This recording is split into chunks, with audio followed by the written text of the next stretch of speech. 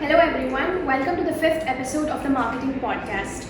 Today we have Mr. Nagendra HL, who is a seasoned marketing and sales professional and who is very passionate about marketing. So Sir is a business management graduate with an engineering inclined thinking, and he has tremendous experience in the field of marketing and sales.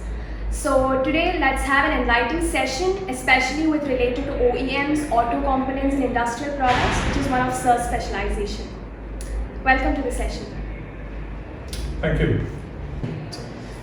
So sir, coming up with the first question, how you manage the relationship with different departments while creating a new product for the company, and how the information flows often in that departments? Okay, good question. For a beginner, I can understand where you come from.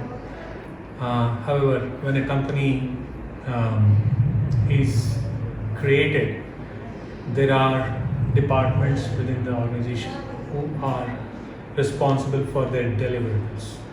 Right? Say for example, a front-end sales team is supposed to bring in inquiries of products or relevance that the company makes. Then there is a design team who looks into the customer requirement, and then they come up with their ideas as to how we can meet that idea. Then there is a manufacturing team that qualifies, okay, this whatever is the concept being talked about can be manufactured.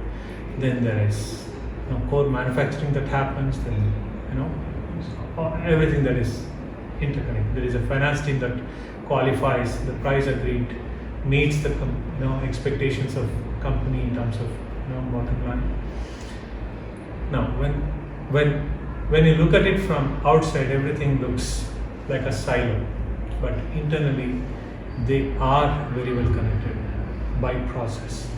The process, there is a standard operating procedure that every organization will have and should have. The way the business flows in, the way this company will do business with customers are all well documented. Well documented things. So any employee who just begins his journey goes through that process of introduction, induction into the company's way of working. They go through introduction across various departments where they need to work closely, and from there on it's on the employee to make sure that they are connected to the right shareholders, right stakeholders, to make sure that when an opportunity to work together comes, they make it happen. They make it happen for the customer.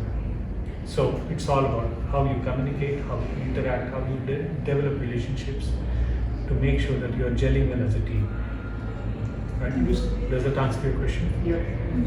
Sir, I have a second question for you. So you told you have an experience in OEM.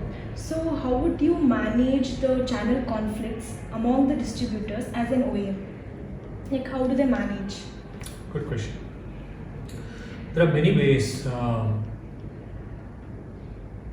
the conflicts can be managed, but it cannot be, it's a challenge that remains for any manufacturing and marketing company, and conflicts will exist. Distributors or the channel partners do end up fighting for the same business, same opportunity at times. The way typically a company manages, and these conflicts also depend on the kind of product that you're selling, right? What kind of exclusivity, what kind of value proposition that it provides to the customer matters. If you are in an industrial sales and marketing company, there will be specialist, knowledgeable channel partners with whom you tend to provide your solutions to the end markets, wherein you qualify those channel partners on the basis of their ability to understand the customer requirement, meet those challenges perfectly. Unless you are doing that, you cannot make sense to the end customers. Do you get the point? In the sense, the solutions that you provide, if they are in the wrong hands, they can be put to use in a wrong way, and then the customer fails.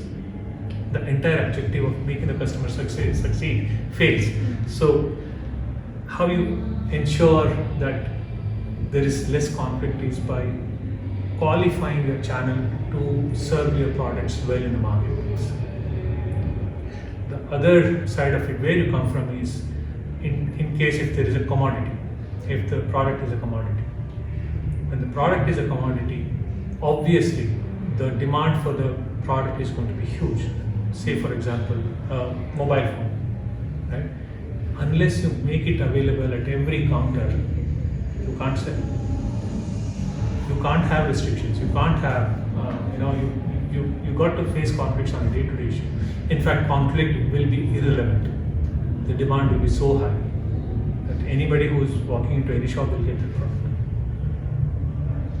Two different scenarios, right? An industrial product will qualify the channel partner to make sure that the solutions are delivered well to the end markets. On a commodity side, you got to make sure that the product is available at maximum counters so that anybody walks in has an opportunity to pick up your product and go. Conflicts do not matter there. Yeah? Thank you, sir.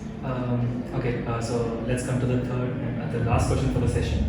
So, as you know, we are the marketeers, we are future marketeers. So, by the corporate, in the corporate world, what do they expect from us? Attitude.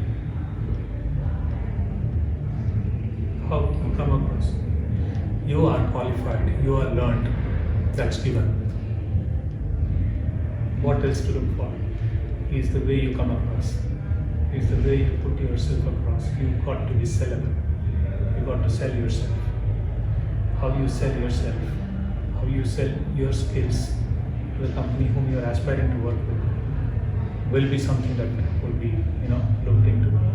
When I say this, I don't mean to say you should show off, you should not brag, you should not oversell. You as an individual have to build yourself right from the foundation as to who you are. Right? Yeah. As long as you're genuine in your effort, you're genuine in your attitude, it will work. That's what corporates would do. They want people who have real intention to do well in their career. Your ability to learn, your curiosity, and how you channelize your energy to make sure that you're learning out of your curiosities. You're able to come up with solutions that can, the business situation can be dynamic. So, given those dynamics, how your attitude matches up to the expectations of the organization will all matter, and that shows up in your attitude. Yeah. Yeah, so the answer was very beautiful. Okay, so I think we can end this session. Thank you so much for sharing your knowledge and experience. It was a wonderful session. Thanks so much. Thanks for the opportunity. Stay tuned for further podcasts. Like, share, and subscribe. Share with your friends and families. Thank you for watching.